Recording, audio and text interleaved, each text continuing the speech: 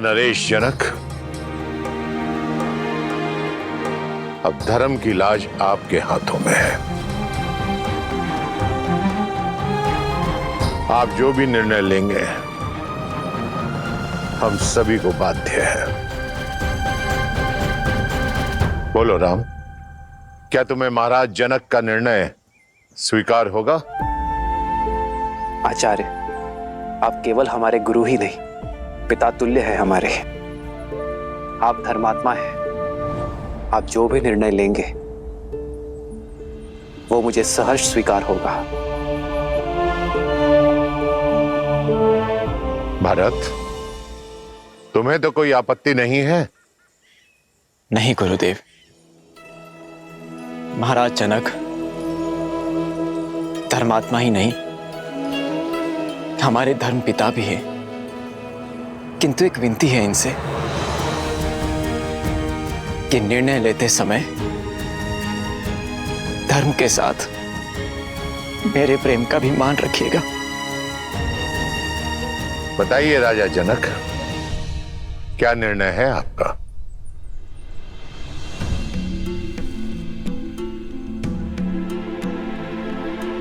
कोई भी निर्णय लेने से पहले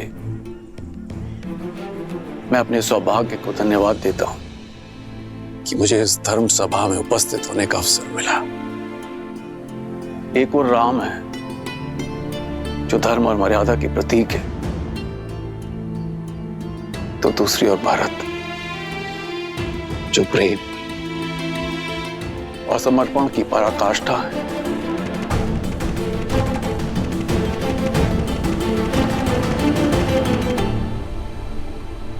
हे महादेव, ये निर्णय कठिन है। मुझे सद्बुद्धि देना, प्रेरणा देना,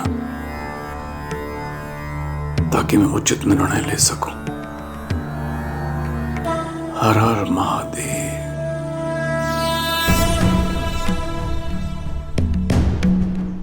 आप पुत्र बनकर अपने पिता के और प्रजा बनकर अपने महाराज के वचन का पालन करना चाहते हैं। आप धर्म के पथ पर हैं। शास्त्रों में भी कहा गया है, धर्मो रक्षति रक्षितः, अर्थात जो धर्म की रक्षा करता है धर्म उसकी रक्षा करता है। आप धर्म के पथ पर हैं। और भारत, आपके हृदय में अपने भाई के प्रति निश्चल प्रेम और भक्ति की वो प्रवाह है जिसके वेग से स्वयं भगवान विष्णु भी न बच सके, जिन्होंने अपने भक्त प्रहलाद को उनके पिता हिरण्यकश्यप के आतंक से बचाने के लिए अपनी माता के गर्भ से जन्म लेने की भी प्रतीक्षा नहीं की और सृष्टि के सारे नियमों को तोड़कर एक स्तंभ से नरसिंह के रूप में अवतरित होके अपने भक्त प्रहलाद की रक्षा की। ये कर्म ही धर्म पर निश्चल प्रेम की विजय का सूचक है। और आज जब एक पलड़े में राम का धर्म है और दूसरे पलड़े में भारत का प्रेम, तो मेरे विचार से आज भी प्रेम का पलड़ा ही भारी है। अतः विजय प्रेम की हुई, विजय भरत की हुई।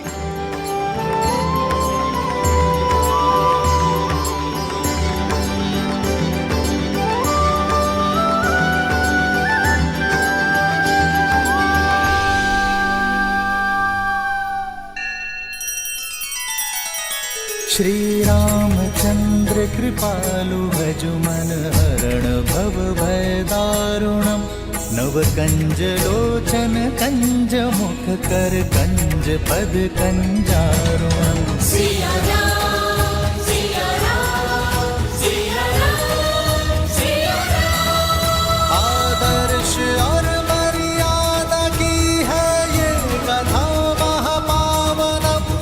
काट मद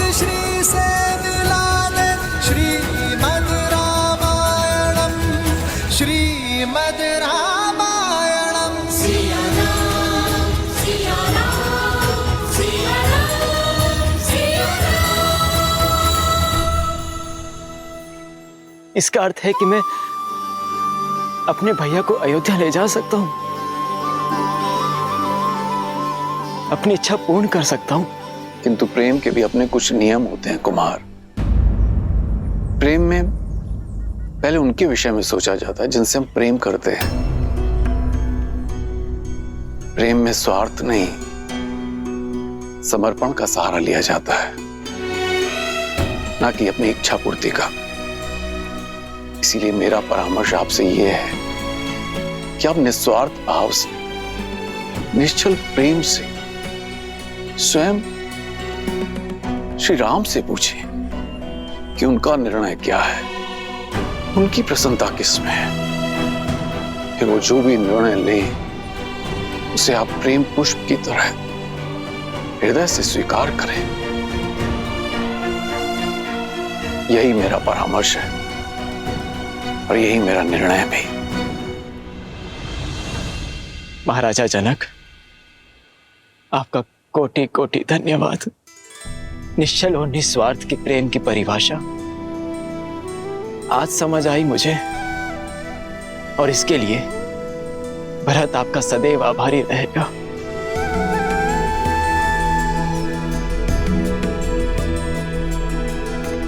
अब तक तो केवल अपने कर्तव्य और कीर्ति की समझ थी मुझे, किंतु उचित और अनुचित का बोध अब समझ आया। मेरे भैया ने अपने पिताश्री के वचनों का पालन करना स्वीकार किया, किंतु इन्हें मेरी भी एक इच्छा स्वीकार करनी होगी, और ये मेरा निर्णय है। या तो भैया सिंहासन स्वीकार करें या मैं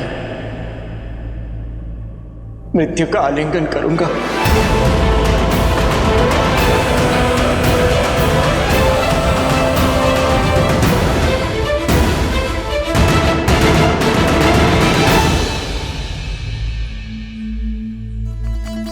तुम्हारे प्रेम के वेग ने मुझे भी बहा दिया है भरत। तुम मुझे अयोध्या के राज सिंहासन पर बैठते देखना चाहते हो ना, तो वही सही। तुम्हारी प्रसन्नता के लिए मुझे वो भी स्वीकार है। सच भैया? हाँ भरत, किंतु पिताश्री के वचन को झुठलाने का साहस मुझ में अब भी नहीं है। मुझे 14 वर्ष का वनवास काट कर आने दो भरत। उसके बाद मैं तुमसे अयोध्या का राज सिंहासन स्वीकार कर लूंगा। तब तक अयोध्या का भार तुम्हारा हुआ मेरे भाई। आप महान हैं भैया, आप महान हैं। आपने अपने धर्म और मेरे प्रेम दोनों का मान रख लिया। कदाचित मेरे लिए इन पापों का यही दंड है कि 14 वर्षों तक आपके वियोग की असहनीय पीड़ा को मुझे सहना होगा भैया।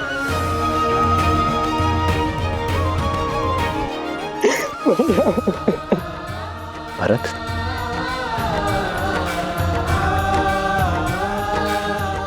क्या हृदय भी कभी शरीर से भिन्न होता है भरत?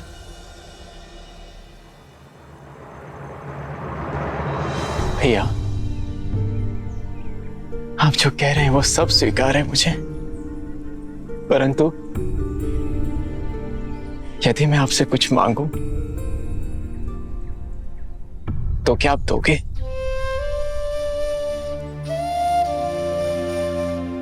मेरे प्रिय भरत के लिए तो मेरे प्राण भी न्यौछावर है। बोलो भरत, क्या मांगना चाहते हो तुम? मुझे बस अपनी चरण पादुकाएं दे दीजिए।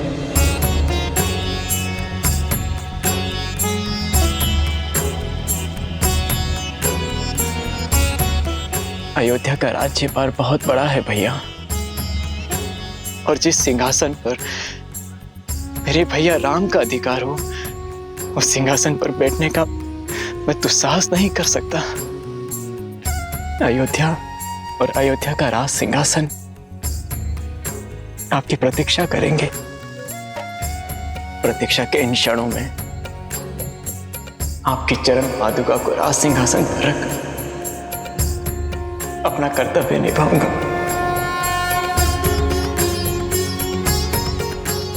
आपके पग धर्म के पथ पर है और आपके चरणों में पड़ी पादुकाओं को राज सिंहासन पर रखने से हमारी अयोध्या से धर्म का लोप नहीं होगा भैया।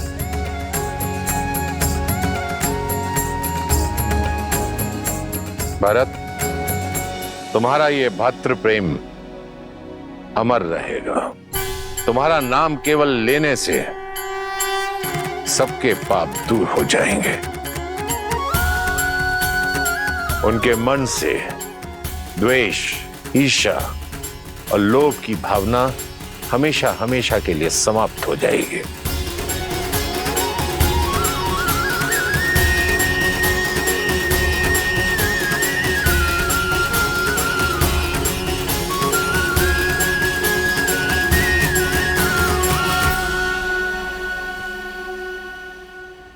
आदर्श और मर्यादा की है ये कथा महापावनम।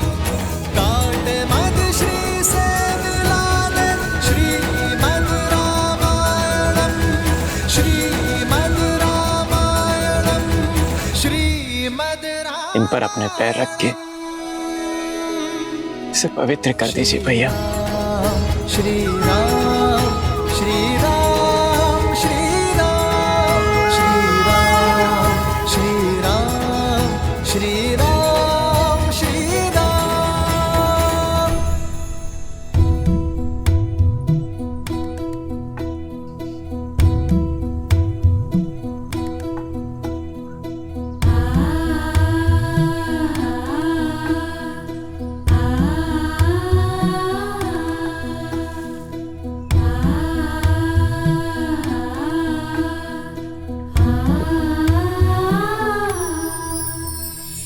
राम भक्त ले चला रे राम की निशानी। राम भक्त ले चला रे राम की निशानी।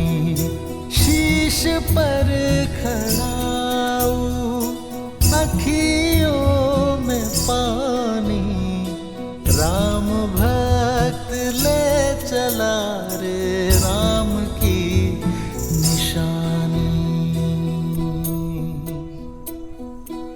आपके आदेश का पालन कर रहा हूं भैया। न जाने किस जन्म का दंड भोगूंगा मैं इन 14 वर्षों के वियोग में, किंतु स्मरण रहे 14 वर्ष, केवल 14 वर्ष। यदि एक क्षण भी अयोध्या लौटने में आपने विलंब किया तो अपने प्रिय भरत के निर्जीव शरीर से भेंट करेंगे आप।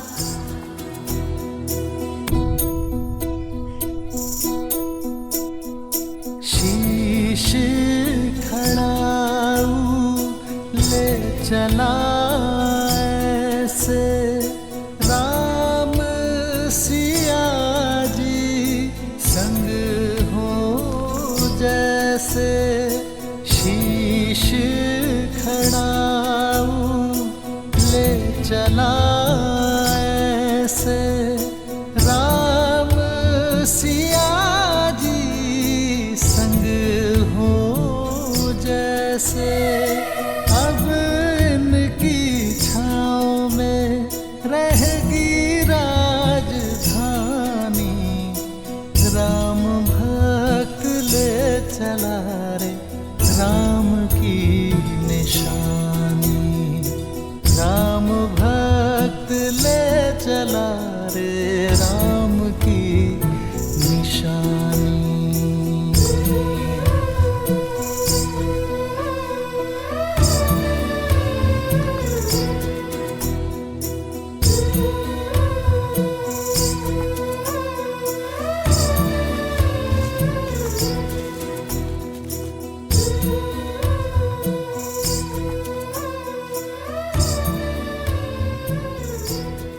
जितना पवित्र भरत का मन है उतनी ही पवित्र उसकी भ्रातृ भक्ति है। भक्ति क्या है? भक्ति देवी, भक्ति वास्तव में एक व्यक्ति का दूसरे व्यक्ति के प्रति विश्वास ही तो है। वो विश्वास जिसे समय और परिस्थिति बदल ना पाए। भरत की श्री राम के प्रति भक्ति, धर्म और सत्य के प्रति विश्वास, इसी का उदाहरण है वो विश्वास जिसके लिए व्यक्ति अपनों से, संसार से, यहां तक कि स्वयं से भी लड़ जाए। भरत की श्री राम के प्रति भक्ति, उनके प्रति विश्वास ही भरत को आदर और सम्मान की मूर्ति बना देता है।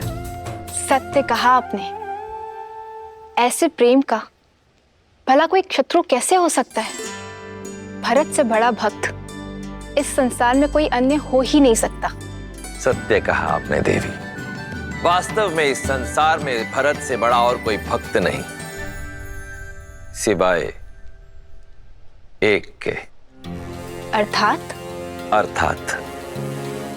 जहां एक और भरत ने श्री राम की सेवा के लिए अपना समस्त जन्म दिया, वहीं कोई और भी था जिसने केवल श्री राम की सेवा के लिए जन्म लिया, जो भक्ति में भरत से कम नहीं था और बल और साहस में इस ब्रह्मांड में अद्वितीय था। कौन है वो? पहेलियां मत बुझाइए। पहेलियां नहीं देवी,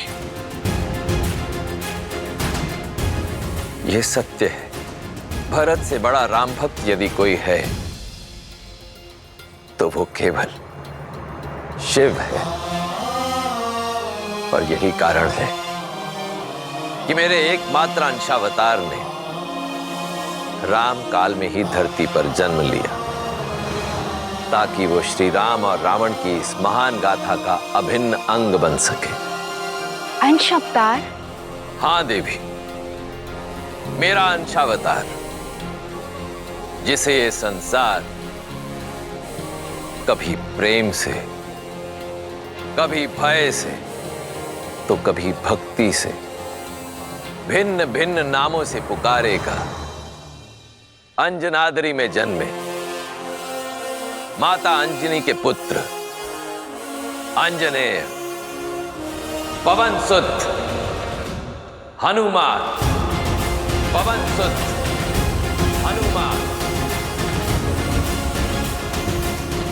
परंतु अभी मेरा यह अंशावतार कहीं प्रतीक्षारत है अपने प्रभु श्री राम से मिलन के लिए। जय महावीर हनुमान, जय जय पवन पुत्र हनुमान।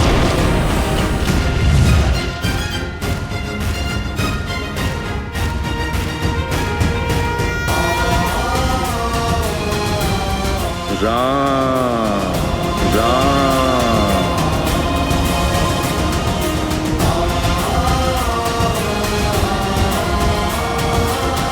राम राम। बजरंग बली हनुमान, जय जय महाबली हनुमान। राम राम।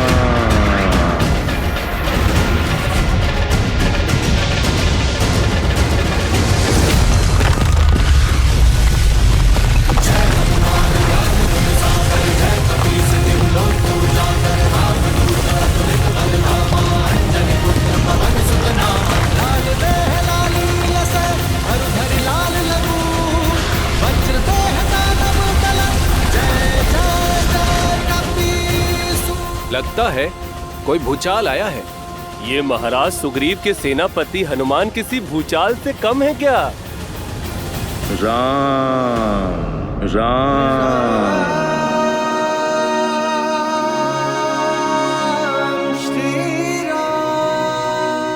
लगता है अपना सुध खो बैठे हैं हनुमान जी। राम नाम के किसी मनुष्य को अपना आराध्य मान चुके हैं। राम राम। और ये एकांत में कर क्या रहे हैं?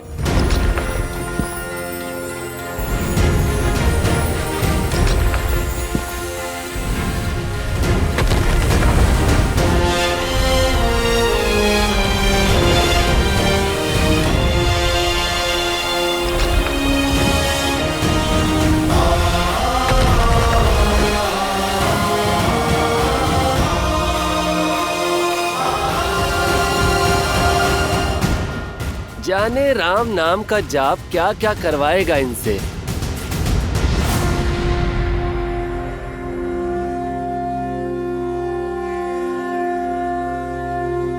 राम राम। श्री गुरु चरण सरोज रज, निज मनु मुकुरु सुधारी, बरनउँ रघुबर बिमल जसु, जो दायकु फाल जारी।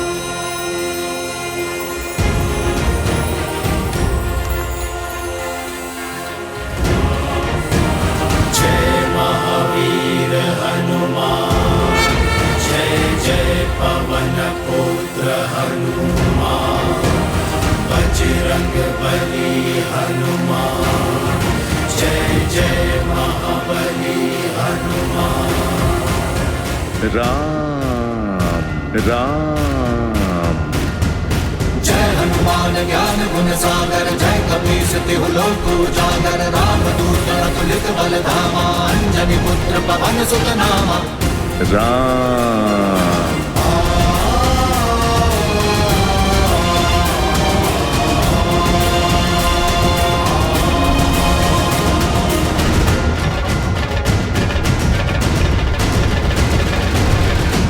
श्रीमद् रामायणम् लीलसे हरधरि लाल लघु, वज्रदेह दानव दल, जय जय जय कपीसु। लो आ गया मनुष्य का भक्त। लगता है ये नया उत्साह भी राम की रट का प्रकोप है।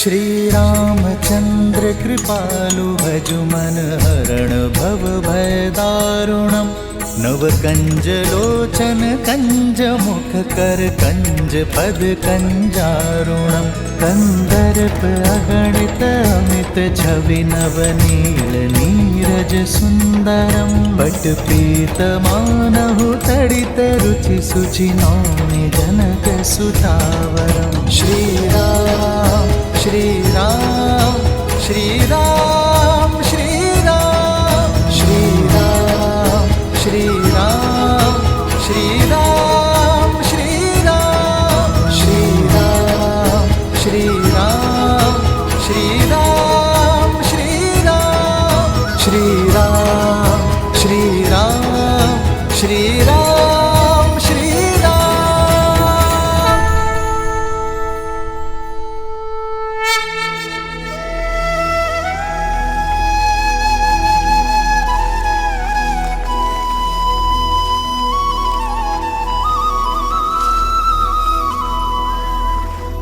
तुम्हारे प्रेम के वेग ने मुझे भी बहा दिया है भरत।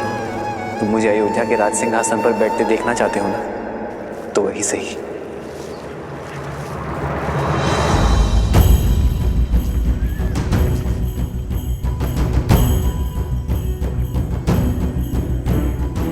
मुझे 14 वर्ष का वनवास काट कर आने दो भरत। उसके बाद मैं तुमसे अयोध्या का राज सिंहासन स्वीकार कर लूंगा। तब तक अयोध्या का भार तुम्हारा हुआ मेरे भाई।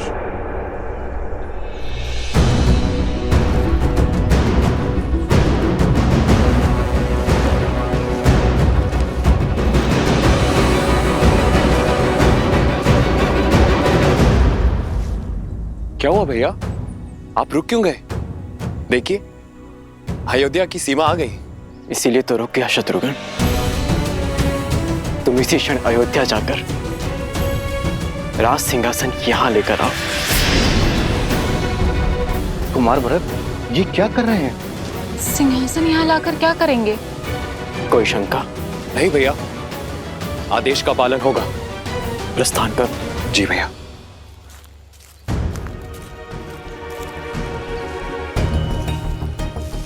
भरत, हम यहाँ क्यों खड़े हैं? अयोध्या क्यों नहीं जा रहे?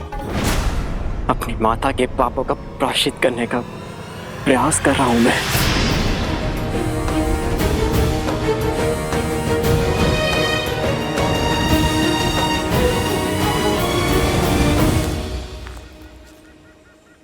पुत्र, अब पादुकाएं नीचे रख दो।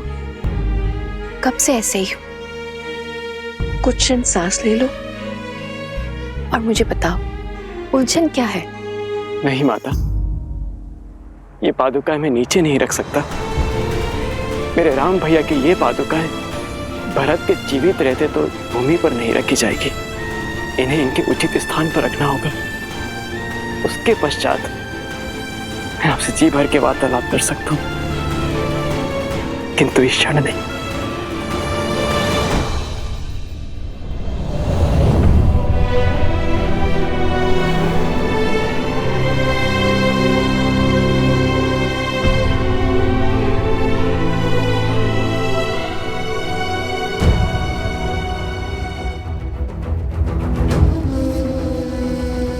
भोर से रात्रि हो गई, पर कुमार भरत ज्यों के त्यों खड़े हैं। हाँ, सही कह रहे हो।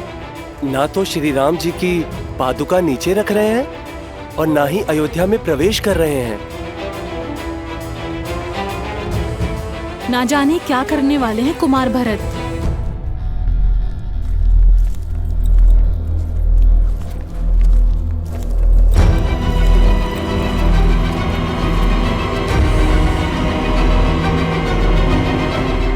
सिंहासन आ गया भैया।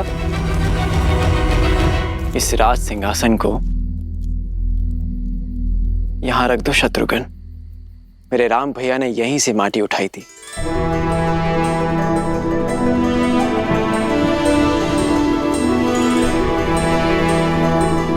एक राजा का कर्तव्य अपने अंतिम श्वास तक अपनी प्रजा की सेवा करना होता है और अपनी अंतिम सांस छोड़ने से पहले अपनी प्रजा और सिंहासन के लिए एक सर्वश्रेष्ठ उत्तराधिकारी चुनना होता है। मेरे पिताश्री महाराज दशरथ ने इस सिंहासन के लिए सर्वश्रेष्ठ उत्तराधिकारी मेरे भैया राम को चुना है और वही सदैव अयोध्या के राजा रहेंगे।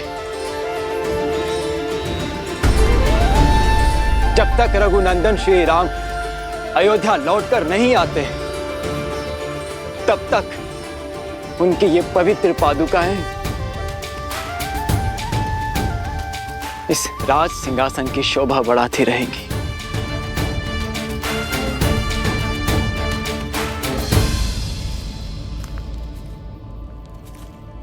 पुत्र भरत, ये तुम राजमहल में भी तो कर सकते थे। नहीं माता, जब राजा वनवास पे हो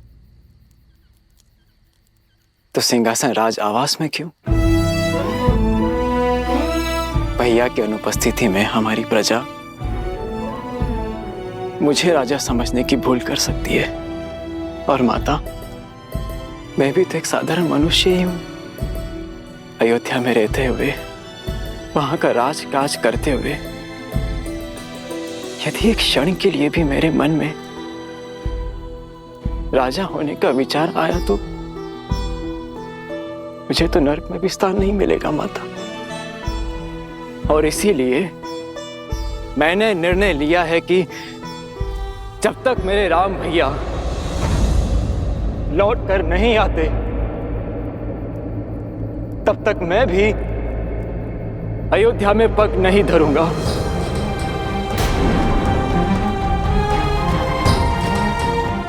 यही नंदीग्राम में रह के उनकी आज्ञा का पालन करूंगा, अपने भैया का दिया हुआ दायित्व निभाऊंगा, आप सबकी सेवा करूंगा और आप सब भी अपना कर्तव्य मत भूलिएगा।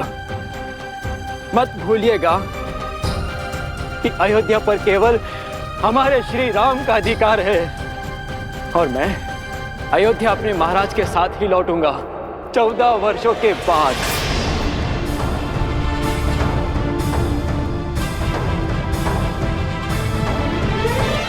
जय श्री राम। जय श्री राम। जय श्री राम। जय श्री राम। जय श्री राम। जय श्री राम। राम मातु गुर पद सिरुनाई, प्रभु पद पीठ रजाय सुपाई।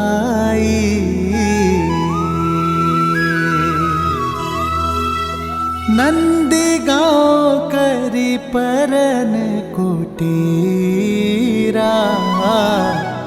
किन्हनिवा सुधर मधुर धीरा।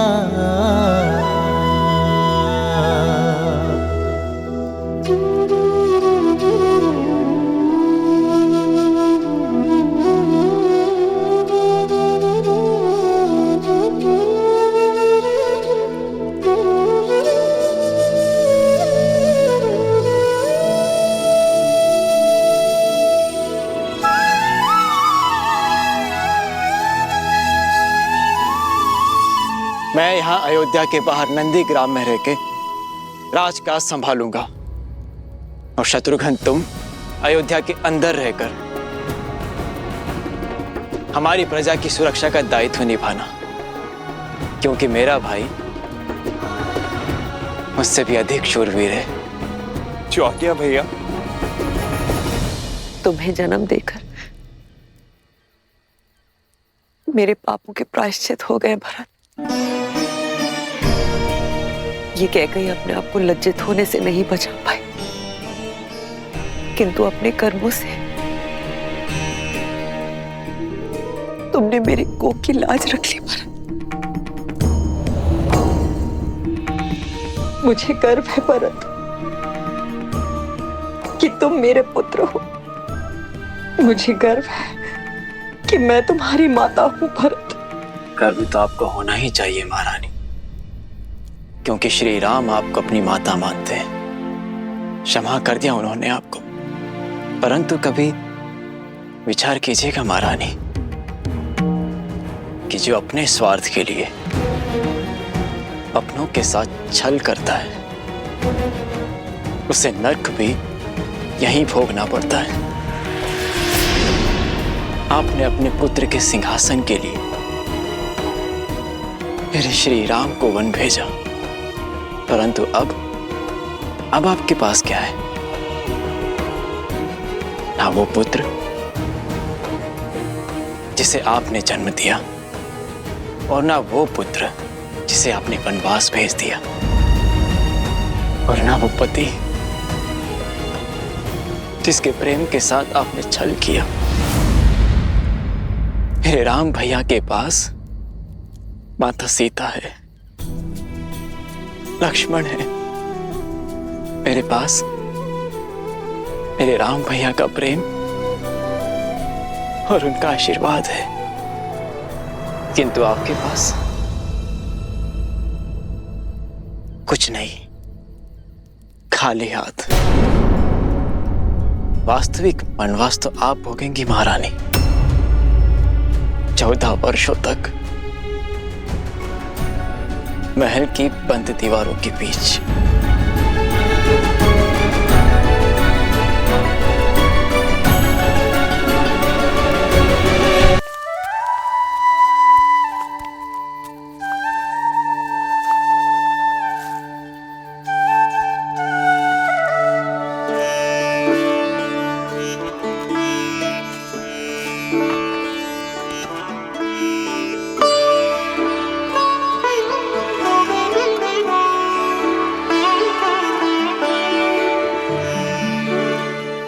लक्ष्मण भैया को देखा, बात कीजिए ना उनसे यार।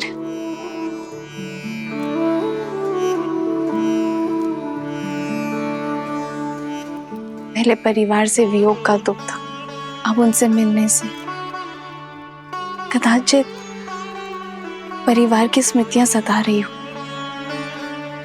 एक विचित्र ग्लानि भाव देखा मैंने भैया की आंखों में। कभी कभी भावनाएं मन के अंकुश से मुक्त होकर बहने लगती हैं सीता।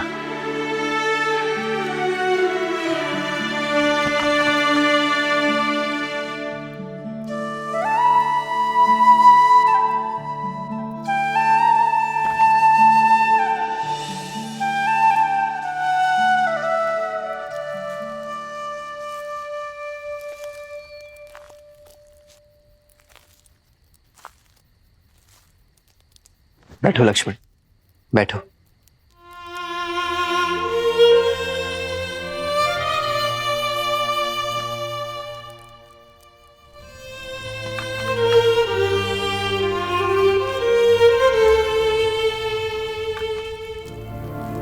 अग्नि में जितनी लकड़ियां डालते जाओगे वो उतनी ही भड़कती जाएगी लक्ष्मण।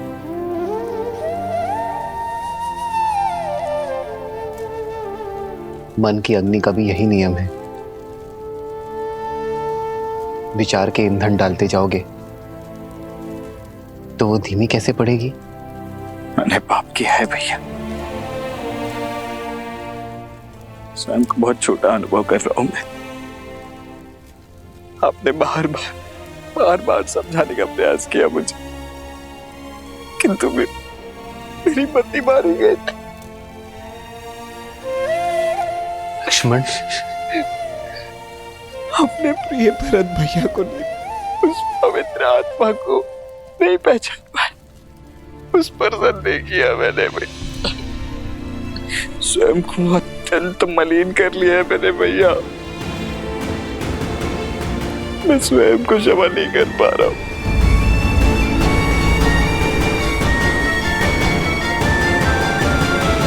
मुझे समझ नहीं आ रहा भैया कि मैं कैसे इस ग्लानि से निकलूं।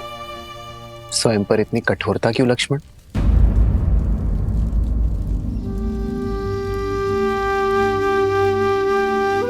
मेरे भाई ने कोई पाप नहीं किया है।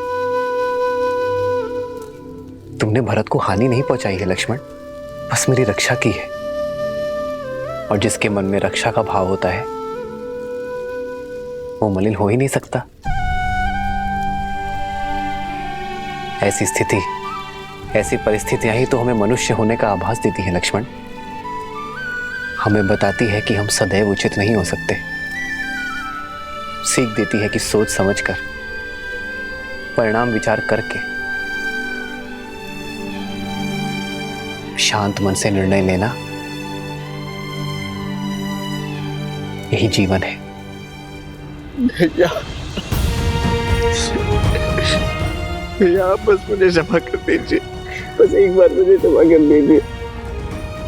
मैं आपको आश्वासन देता हूँ कि इसके पश्चात मैं श्रेष्ठ होने का पूर्ण प्रयास करूंगा भैया।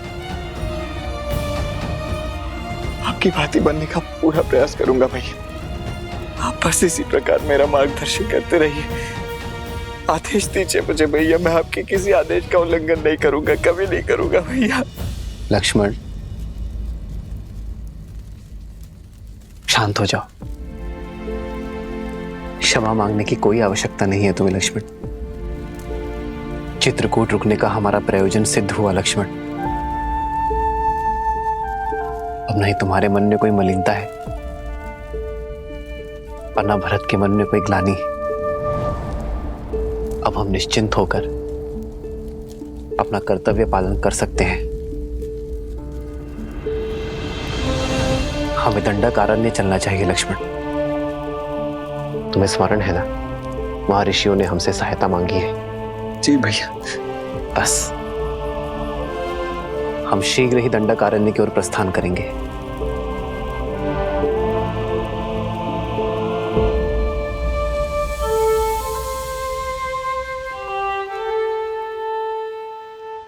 जीवन के पथ पर बिछे कांटों पर भी इतनी सरलता से कैसे चलते हैं श्री राम? देवी, जो संकट के समय में भी संयम रखे वही तो है राम। जिनके निर्णय स्वार्थ से मुक्त हो वही तो है राम। जो अपने आज से संसार के आने वाले कल को सुंदर बनाए वही तो है राम। जो अपने कर्म, अपने चरित्र से मर्यादा को परिभाषित करे परंतु स्वयं फिर भी सरल रहे वही तो है मर्यादा पुरुषोत्तम श्री राम।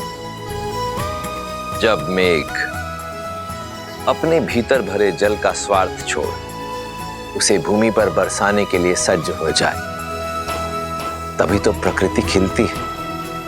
उसी प्रकार जब जब कोई मनुष्य अपने हित की चिंता छोड़ संसार के हित के विषय में सोचेगा, अपने कर्मों और चयन को समाज के उत्थान के साथ जोड़ेगा, तब उस मनुष्य के चरित्र में स्वयं श्री राम के चरित्र का पदार्पण होगा। जय श्री राम। जय श्री राम। अंजनी पुत्र की जय हो। सेनापति हनुमान, भारी संकट आन पड़ा है, आपकी आवश्यकता है।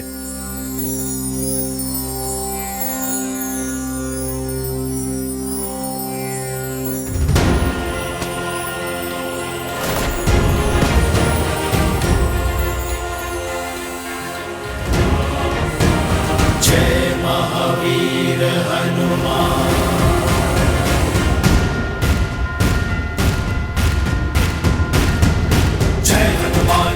गुण सागर जय कपीस तिहु लोक उजागर। रामदूत अतुलित बल धामा, अंजनी पुत्र पवन सुत नामा। राम दुआरे तुम रखवारे, होत न आज्ञा बिनु पैसारे। आपन तेज समारो आपै, तीनों लोक हांकते कांपै। प्रणाम। एक हिंसक बाघ ने वन में आतंक मचा कर रखा है। छोटे बच्चे खेलने भी नहीं जाते, बहुत भयभीत हैं वो। अब आप ही रक्षा कर सकते हैं सेनापति जी।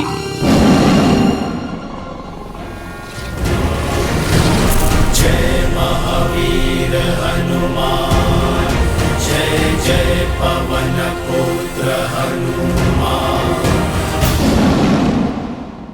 जय हनुमान ज्ञान गुण सागर, जय कपीस तिहु लोक उजागर। रामदूत अतुलित बल धामा, अंजनी पुत्र पवन सुत नामा। लाल देह लाली लस, हरधरि लाल लरूर। वज्र देह दानव तलत, जय जय जय कपीस। जय महावीर हनुमान, जय जय पवन पुत्र हनुमान। बजरंग बली जय श्री राम। जय श्री राम। श्रीमद् रामायणम्।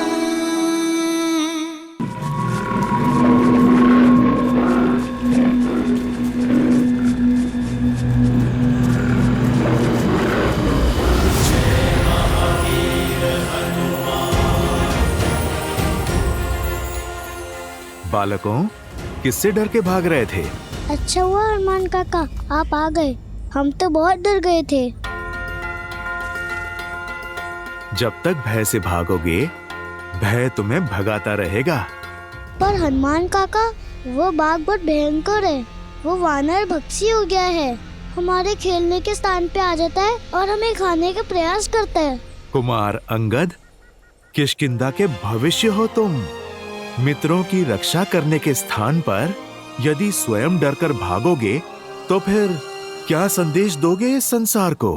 पर हम उसका सामना कैसे करते? वो इतना विशाल और हम नन्हे वानर।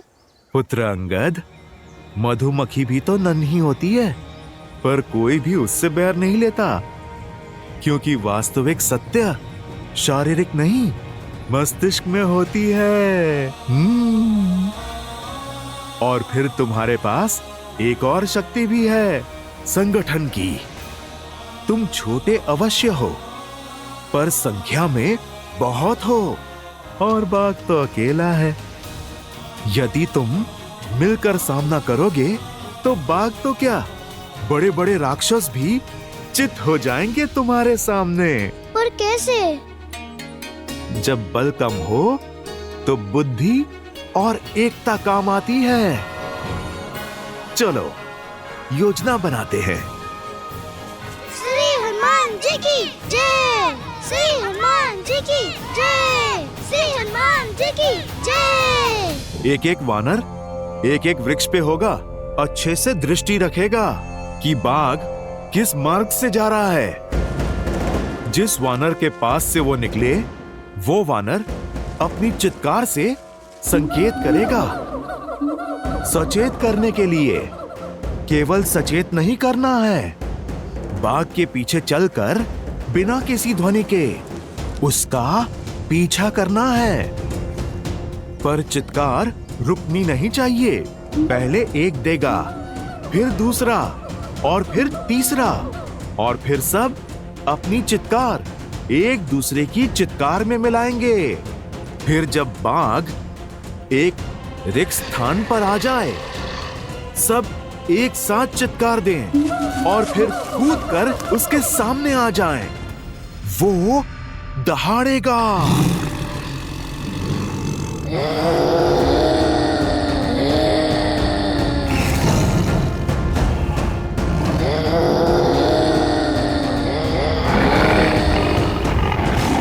पर पुत्रों ध्यान रहे, बाघ डरा नहीं है, वो आक्रमण करने की तैयारी कर रहा है। यदि उसने आक्रमण किया तो? श्री रामचंद्र कृपालु भज मन हरण भव भय दारुणम नव कंज लोचन कंज मुख कर कंज पद कंजारुणम।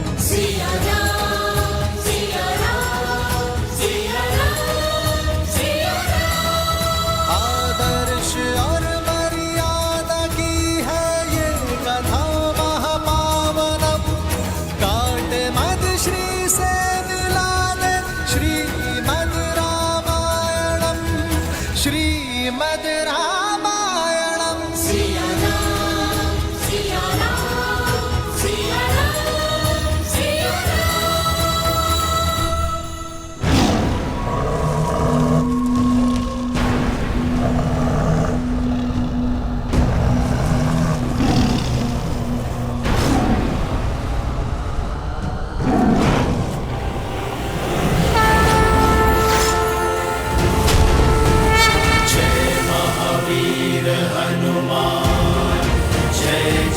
पवन पुत्र हनुमान बजरंग बली हनुमान जय जय महाबली हनुमान।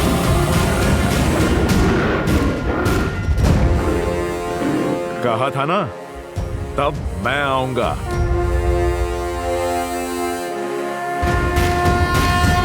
जय हनुमान ज्ञान गुण सागर जय कपीस तिहु लोक उजागर रामदूत अतुलित बल धामा अंजनी पुत्र पवन सुत नामा। राम दुआरे तुम रखवारे होत न आज्ञा बिनु पैसारे। आपन तेज सम्हारो आपे तीनों लोक हाथ करे कापे।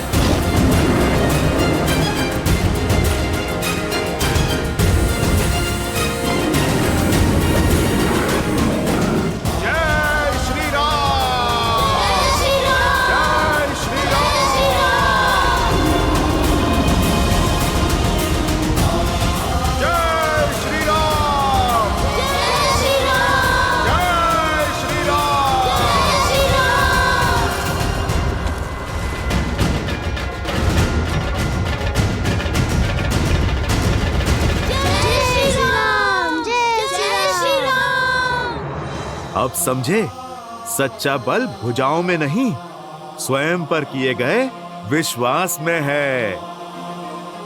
फिर बाघ चाहे कितना भी विशाल हो, नन्हे मुन्ने भी उसका परिहास कर सकते हैं। समझो, भय की आंखों में आंखें डाल के विश्वास से देखोगे, भय स्वयं दुम दबा के भाग जाएगा। पर ये विश्वास जगेगा कैसे हनुमान काका? भक्ति और शक्ति में संतुलन बनाना सीख जाओ। भक्ति तुम्हें धर्म से जोड़ती है और शक्ति कर्म से, और ये संगम जीवन के हर एक उतार चढ़ाव में तुम्हारा मार्गदर्शन करेगा। तो हमें भक्ति और शक्ति दोनों का पथ दिखाइए। ठीक है, तो फिर आरंभ अखाड़े से करेंगे। तुम्हें कुश्ती कला में निपुण बनाकर शक्ति पाने के योग्य करूंगा और योग का ज्ञान सिखाकर सिद्धियां पाने का द्वार खोलूंगा।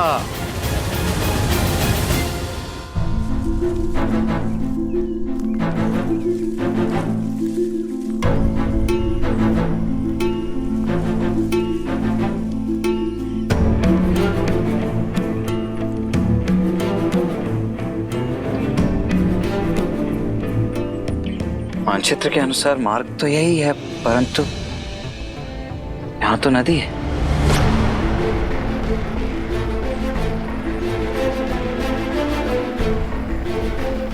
कदाचित हम मार्ग भटक गए हैं भैया।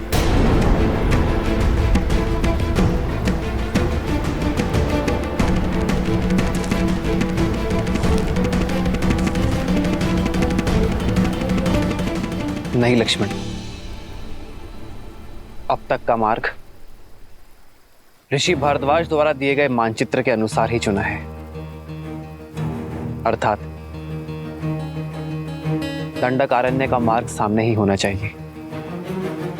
परंतु यहाँ तो नदी है ना भैया, फिर कदाचित ऋषि भारद्वाज से मानचित्र बनाने में कोई त्रुटि हुई हो। नहीं लक्ष्मण, ऋषि भारद्वाज बहुत ज्ञानी और अनुभवी है। वर्षों बिताए हैं उन्होंने यहाँ। उनके ज्ञान पर संदेह करना उचित नहीं है। मार्ग हमारे सामने ही है लक्ष्मण, कदाचित हम उसे देख नहीं पा रहे हैं।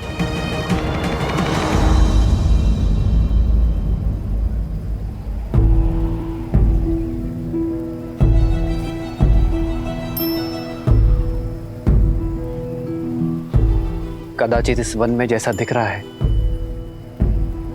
वैसा है नहीं लक्ष्मण।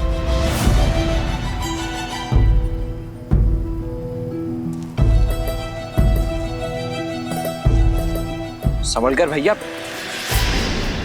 नदी गहरी प्रतीत हो रही है।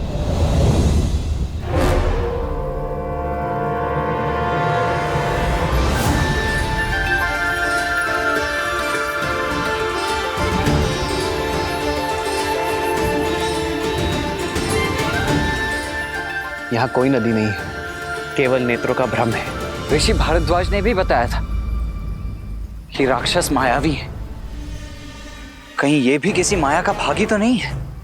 यदि मार्ग ढूंढना है तो माया से लड़ना होगा लक्ष्मण। जी भैया। आओ सीता।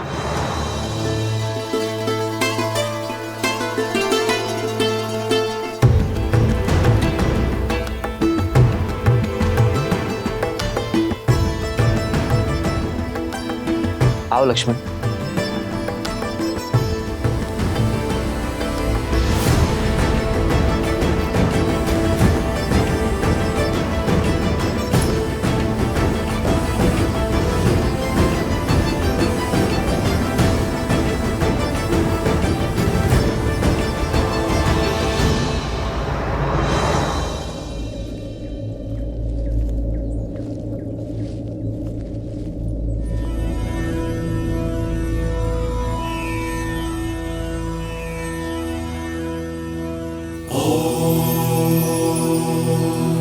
शांति शांति शांति।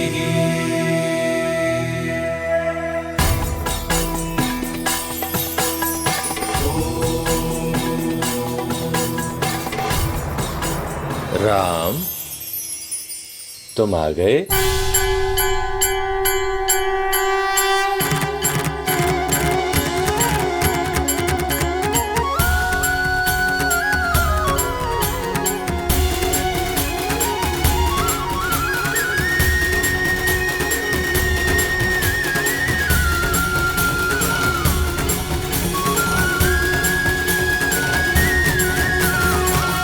आप हमें जानते हैं ऋषिवर? हाँ राम, तुम्हारे जैसा पुरुषोत्तम ही हमारे द्वारा रचित इस ब्रह्म जाल को तोड़कर अत्रि आश्रम में प्रवेश कर सकता है। ऋषि अत्रि, भाग्यशाली तो हम हैं जिनके तप और तेज के विषयों के बारे में केवल सुना, आज उनके दर्शन भी पा ली। प्रणाम ऋषिवर। यशस्वी भव, तुम्हारा शौर्य बना रहे। सौभाग्यशाली भव। ऋषिवर, यदि हमारे आगमन से आपका तप भंग हुआ है तो हमें क्षमा कर दीजिए। नहीं राम, तुम्हारे आने की प्रतीक्षा के लिए तो ये तप था, और तुम आ गए, अब ये संपूर्ण हो गया। हमारे आने की? हाँ, उन राक्षसों के अंत के लिए जिनका प्रवेश रोकने के लिए मैंने अपने आश्रम के चारों तरफ दृष्टि भ्रम उत्पन्न किया हुआ था। अब तुम आ गए, इसकी कोई आवश्यकता नहीं। बचपन से आपके तेज और माता अनुसुईया के तप की कथाएं सुनी है, आज दर्शन हुए। माता अनुसुईया के दर्शन की भी इच्छा थी मेरी। कहाँ है वो?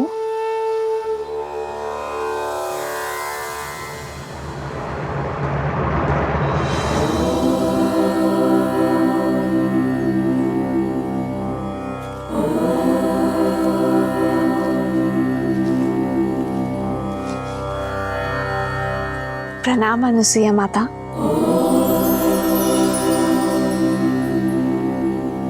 राम और लक्ष्मण का भी प्रणाम स्वीकार करें माता। आशीर्वाद मांगने के पूर्व मेरे एक प्रश्न का उत्तर दो राम। ये दंडक वन है, यहाँ पग पग पर उदंडी असुरों का वास है।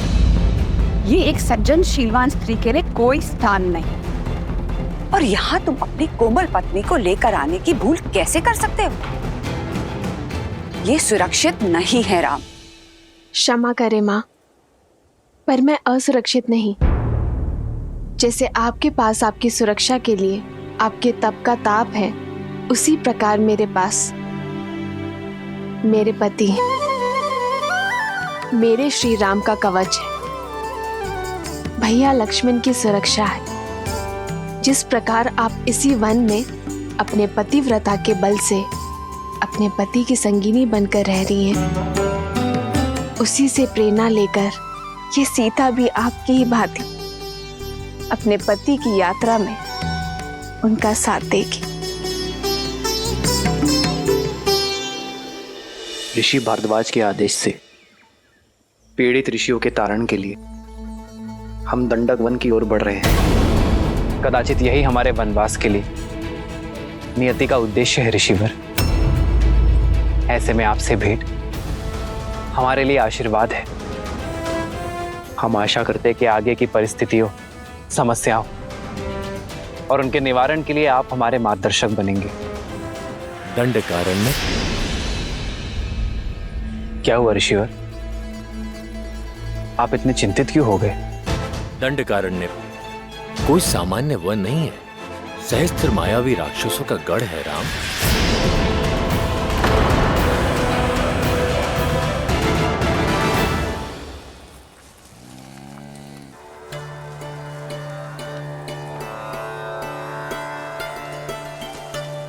यदि अनुमति हो तो कुछ पूछूं माँ? हाँ पूछो। आपके तपोबल के विषय में बहुत सुना है माता गार्गी से। क्या सुना है? यही कि कैसे त्रिदेव ऋषियों का भेष धरकर आपके पतिव्रत की परीक्षा लेने आए थे, और कैसे आपने एक असंभव चयन किया।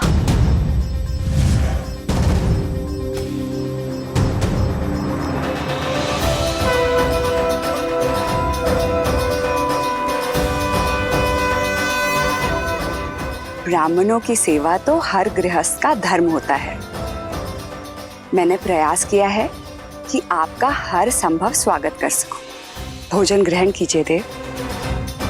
अवश्य देवी, परंतु बिना स्नान किए ये भोजन ग्रहण करना हमारे लिए वर्जित है। मैं अभी आप लोगों के स्नान का प्रबंध आश्रम के जलाशय में करवा देती हूँ। रुकिए देवी, धर्म कहता है कि अतिथि की इच्छा को उसके अनुसार ही पूर्ण करना चाहिए। हमारा कहने का आशय ये है कि यदि आप स्वयं अपने हाथों से हमें स्नान कराएंगे, तभी ये भोजन ग्रहण करना उचित होगा।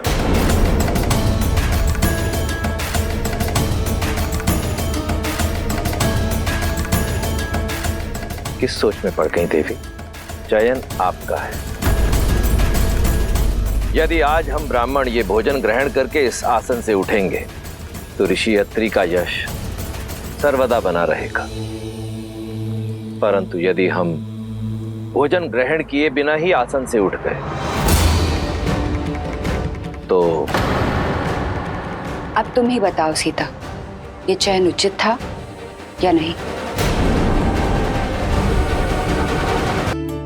चयन कठिन अवश्य था। जिस संसार में एक स्त्री की पहचान उसका रूप और यौवन होता है, आपने अपनी बुद्धिमता और चतुराई से स्त्री की नई परिभाषा लिख दी है। एक और पतिव्रता धर्म था और दूसरी ओर अतिथि धर्म। एक को बचाती तो दूसरा टूट जाता।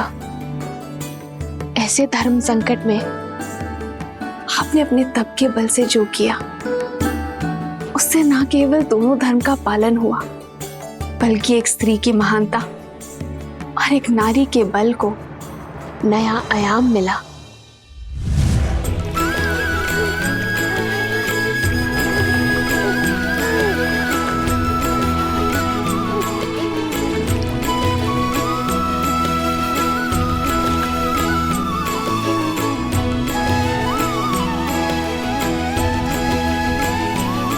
अब आपका स्नान संपन्न हुआ।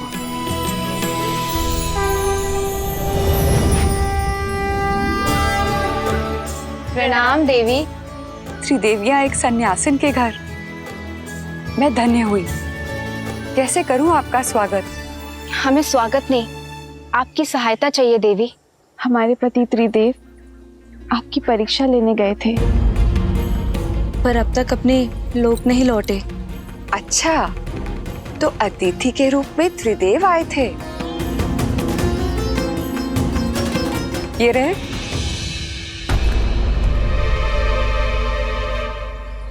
अपना अपना चुन लो।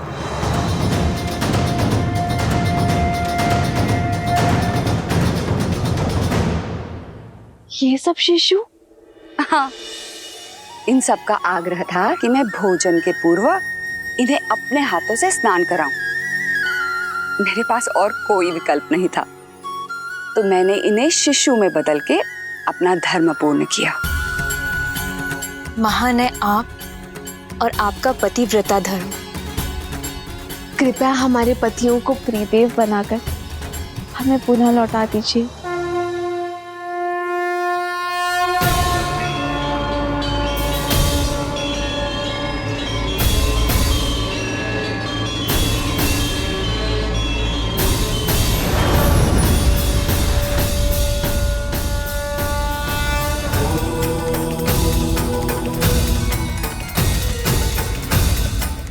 देवी अनुसुईया, संसार में जब जब पतिव्रता धर्म की बात होगी, तब तब आपका उल्लेख अवश्य होगा। धन्य है आपका तप, आपका बल और आपका धर्म। और धन्य है हम माता कि हम जो जन्मे नहीं, उन्हें आपके रूप में माता का प्रेम और स्नेह मिला। कथा सुनना महत्वपूर्ण नहीं है, महत्व तो सीख का है जिसे ग्रहण करना आवश्यक है। बताओ, तुमने क्या सीखा सीता? जो सीखा उसी का बल लेकर तो इस मायावी वन में आ सकी हूं मैं माता। मैंने सीखा, यदि आपके हृदय में आपके जीवन साथी के लिए अटल प्रेम और अटल समर्पण हो, जब अपने प्रेम और समर्पण पर पूर्ण विश्वास हो, तो कोई माया ही क्या, संसार रचने वाले, चलाने वाले और नष्ट करने वाले त्रिदेव भी उस विश्वास को खंडित नहीं कर सकते माता। सारे संसार को उसके सामने नतमस्तक होना ही पड़ता है। तुम अद्भुत हो सीता। तुम्हारे आचरण और तुम्हारे विचारों ने मुझे जीत लिया है। तुमने अपने लिए मेरे मन में एक विशेष स्थान बनाया है सीता। मैं तुम्हें कुछ देना चाहूंगी। दंडकारण्य रण क्षेत्र होगा राम, जहां शत्रु सामने से नहीं दिखाई देगा और प्रहार किसी भी दिशा से हो सकता है। जहां रावण के सौतेले भाई खरदूषण के अतिरिक्त अकंपन, तृष्णा, विराद और कवंद जैसे मायावी राक्षस होंगे। अब तुम ही बताओ, उस स्थान पर एक स्त्री का रहना उचित है?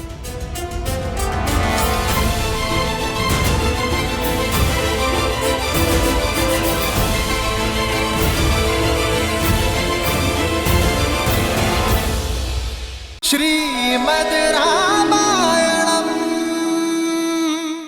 जब अपने प्रेम और समर्पण पर पूर्ण विश्वास हो तो कोई माया ही क्या, संसार रचने वाले, चलाने वाले और नष्ट करने वाले त्रिदेव भी उस विश्वास को खंडित नहीं कर सकते माता। सारे संसार को उसके सामने नतमस्तक होना ही पड़ता है। तुम अद्भुत हो सीता। तुम्हारे आचरण और तुम्हारे विचारों ने मुझे जीत लिया है। तुमने अपने लिए मेरे मन में एक विशेष स्थान बनाया है सीता। मैं तुम्हें कुछ देना चाहूंगी।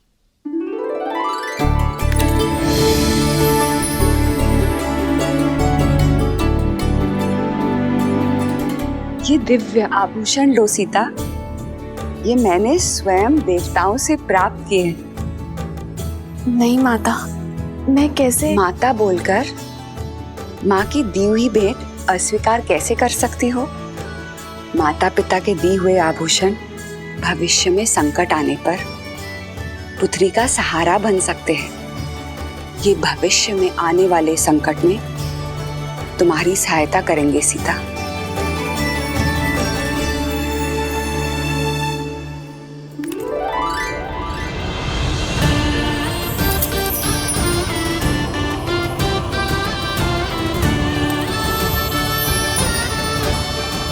साक्षात देवी लक्ष्मी का अवतार लग रही हो।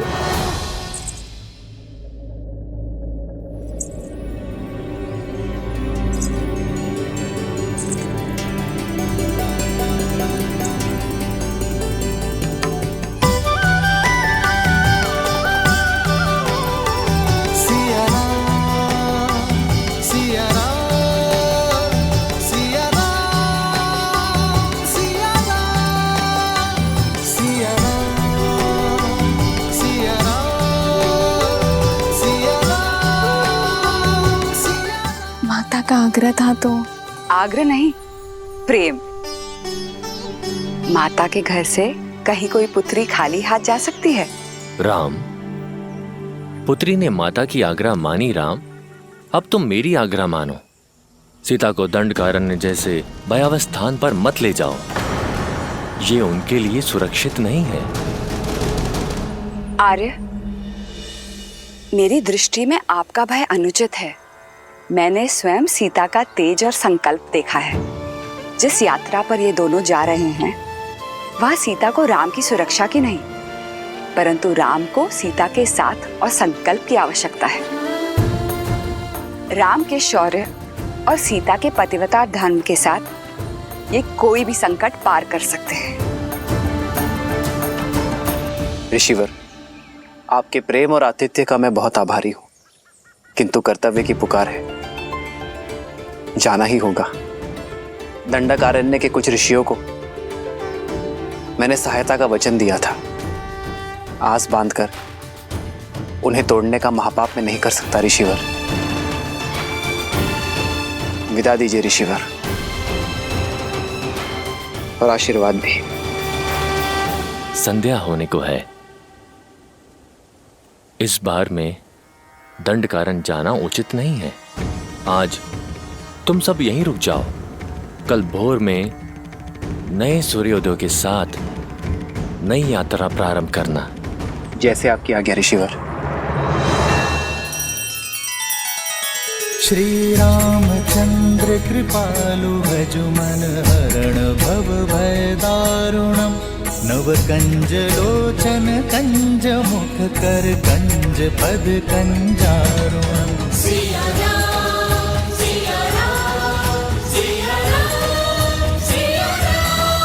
आदर्श और मर्यादा की है ये कथा महापावनम। काट मद श्री से मिला दे श्रीमद् रामायणम। श्रीमद् रामायणम। सिया राम, सिया राम, सिया राम, सिया राम।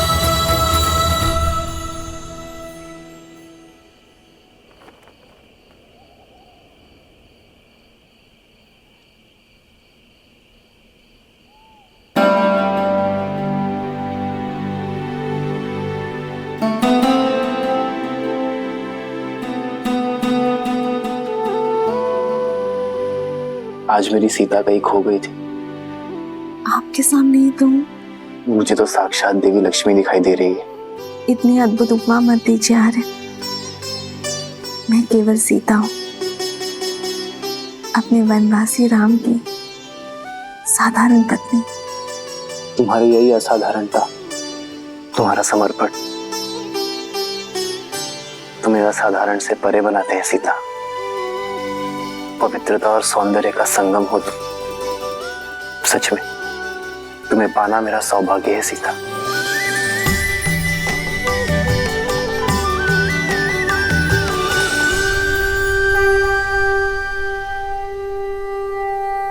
विजयी भव। आयुष्मान भव। राम, एक माता की ये सीख स्मरण रखना, लक्ष्य जितना बड़ा हो मार्ग उतना ही कठिन होता है। अपरिचित संकटों से घिरा है वो स्थान। तुम तीनों की सतर्कता और साथ यही कवच है। एक पल के लिए भी कोई असावधानी मत करना। अवश्य माता।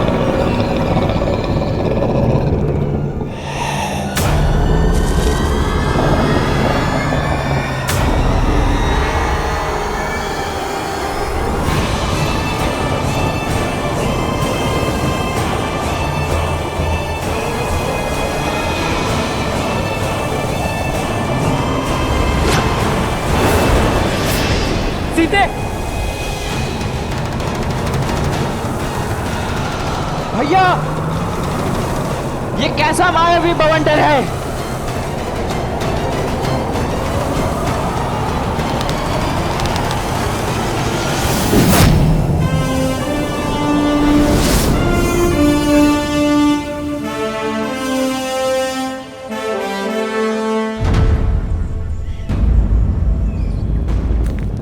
भैया, वो देखिए।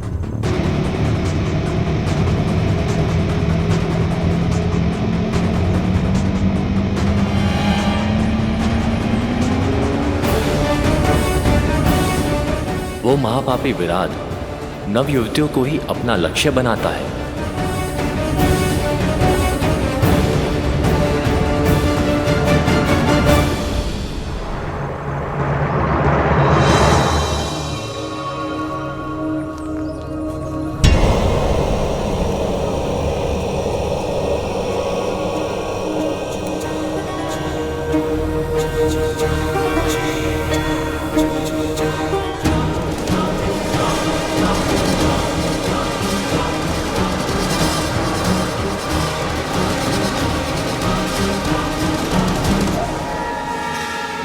घर की सेना के अंग विराट के आतंक से संपूर्ण दंडकारण्य दूषित है।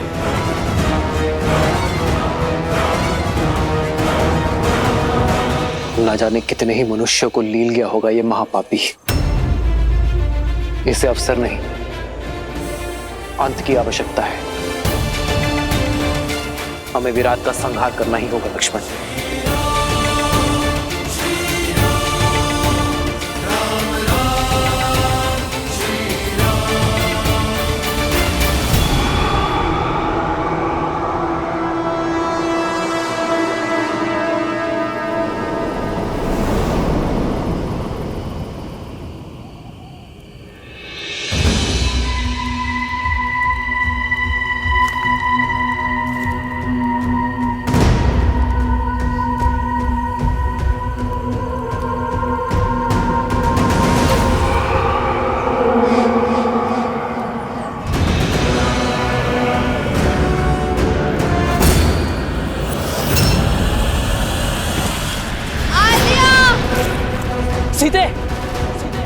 श्री राम, भैया लक्ष्मण रक्षा कीजिए।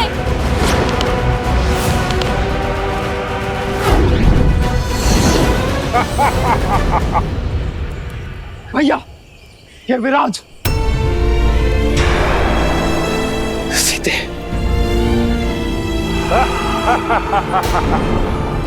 आद्या, भैया लक्ष्मण रक्षा कीजिए।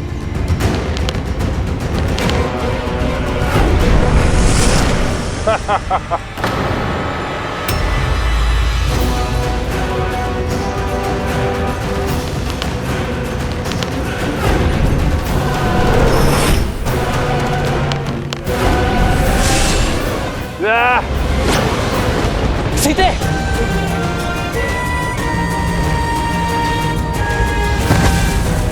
सीते,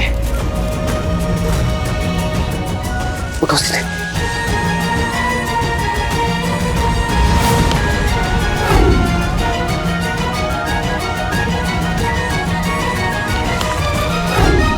भैया, इस पर हमारे बाणों का कोई प्रभाव नहीं हो रहा है। मेरे आहार के बीच बाधा बनने आए हो? पहले तुम्हारा अंत होगा।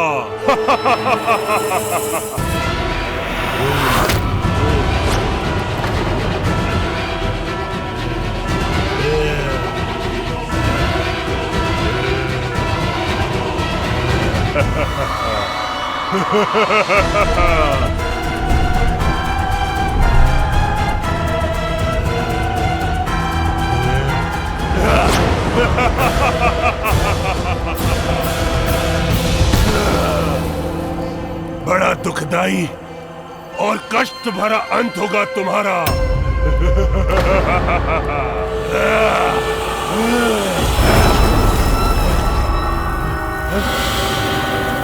भैया, इस दुष्ट पर तो हमारे समस्त शस्त्र प्रभावहीन है। अब हम करें तो करें क्या? एक वीर का सबसे बड़ा शस्त्र स्वयं उसका बल होता है लक्ष्मण। लक्ष्मण, मल्ल युद्ध का प्रशिक्षण स्मरण है ना?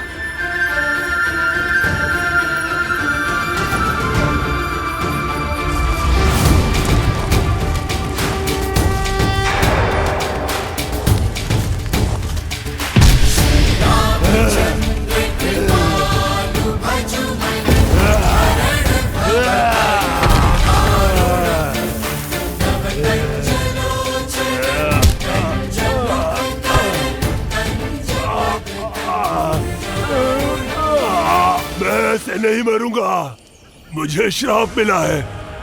मेरा मोक्ष ऐसे नहीं होगा। कोई लाभ नहीं है ये सब करने से।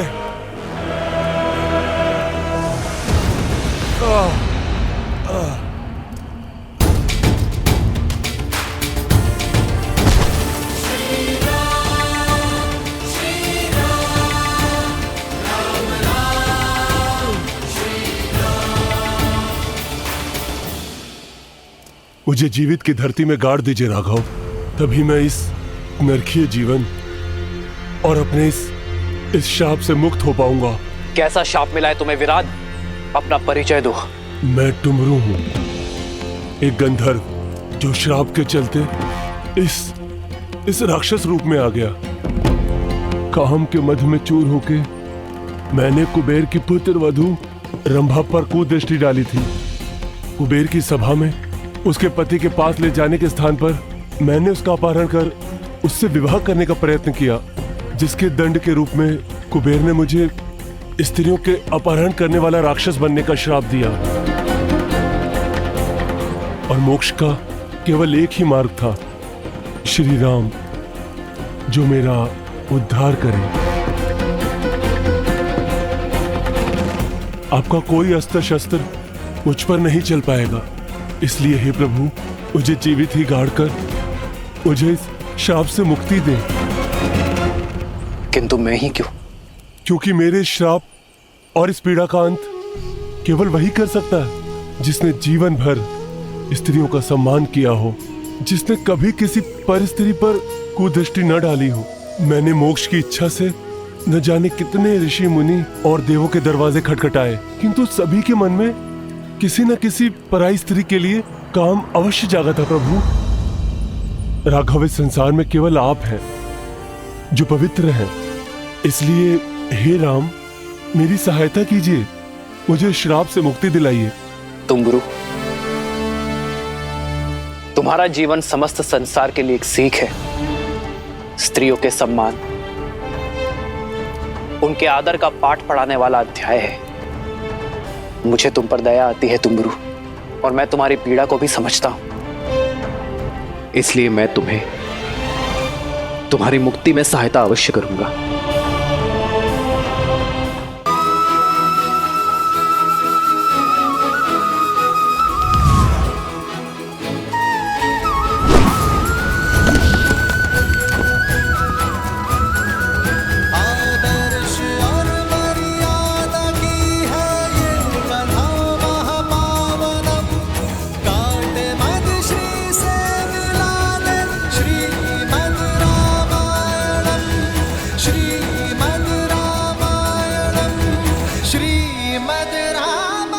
अब धन्य है मर्यादा पुरुषोत्तम राम, आपने मुझे मुक्त कर दिया। मैं एक गंधर्व हूं, संगीत ही मेरा जीवन है और मेरा धर्म भी। अब मेरा संगीत सदा आपके ही गुणगान गाएगा। अब आप दक्षिण दिशा में पंचवटी की ओर प्रस्थान कीजिए, अगस्त ऋषि के आश्रम की ओर। दंडक में राक्षसों का आतंक है और राक्षसों का राजा है महाबली लंकेश रावण। रावण के अधर्म और उसके अत्याचारों की कोई सीमा नहीं है। इस दंडकारण्य में न जाने कितने मानव भक्षक छोड़ रखे हैं उसने। और इस राक्षसी सेना का प्रमुख है खर, जो रावण की छाया बनकर अपने भाई दूषण के साथ मिलकर अपने इस आतंक से धर्म और मर्यादा का गला घोट रहा है। अधर्म और पाप के इस जाल से बचने के लिए, धर्म और पुण्य की स्थापना के लिए प्रभु आपको ऋषि सरभंगा के मार्गदर्शन की आवश्यकता है। वही आपको ऋषि अगस्त तक पहुंचाएंगे। केवल ऋषि अगस्त ही हैं जो राक्षस राज और उनके अंत के ज्ञाता है। शीघ्र जाइए राम, ऋषि सरभंगा के जीवन की डोर को आपके दर्शनों की आस ने ही थाम रखा है। फिर तो हमें इसी क्षण निकलना होगा।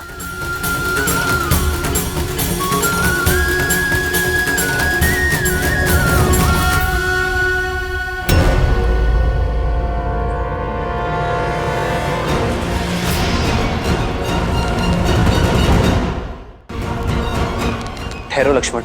भैया, ये अवश्य ही राक्षसों का कोई गुप्तचर है। इससे पूर्व कि ये अपने साथियों को हमारी सूचना दे, मुझे इसका अंत कर देने दीजिए। लक्ष्मण,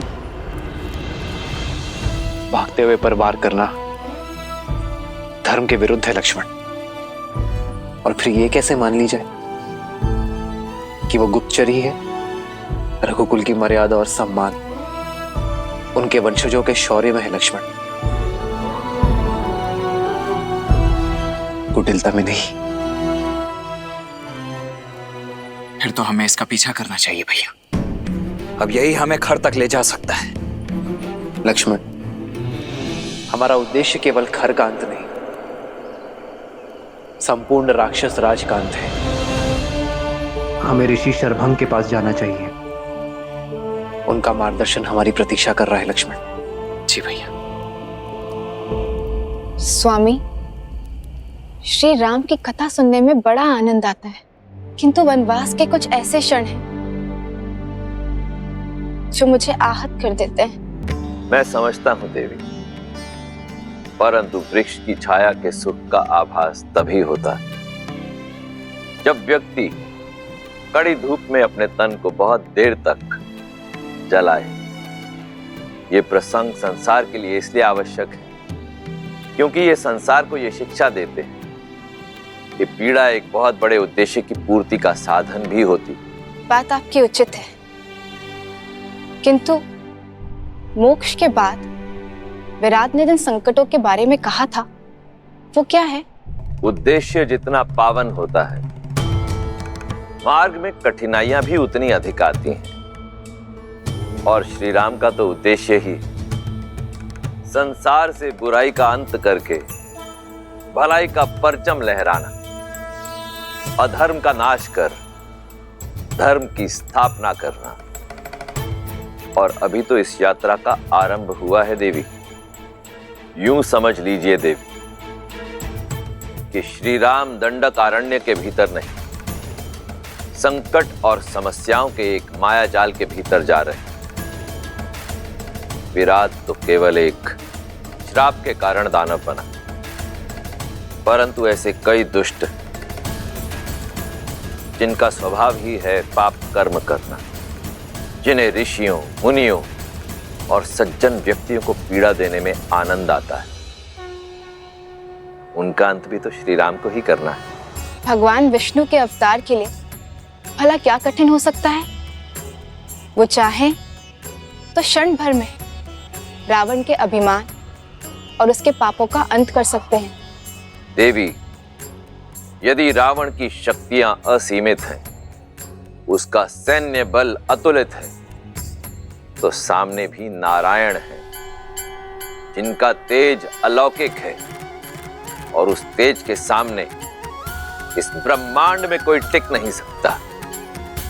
परंतु ये मत भूलिए कि इस समय राम के रूप में नारायण मनुष्य रूप में अवतरित हुए, और उन्हें जो भी करना होगा वो मनुष्य जीवन की सीमाओं में बंधकर ही करना होगा, मर्यादा में रहकर करना होगा, क्योंकि ये मर्यादा ही तो है जो श्री राम को इस धरती लोक का निवासी बनाती है, मनुष्य बनाती है। वो मनुष्य जिसे पीड़ा भी होगी, जिसे कठिनाइयों का सामना भी करना होगा, जिसके शत्रु भी बनेंगे,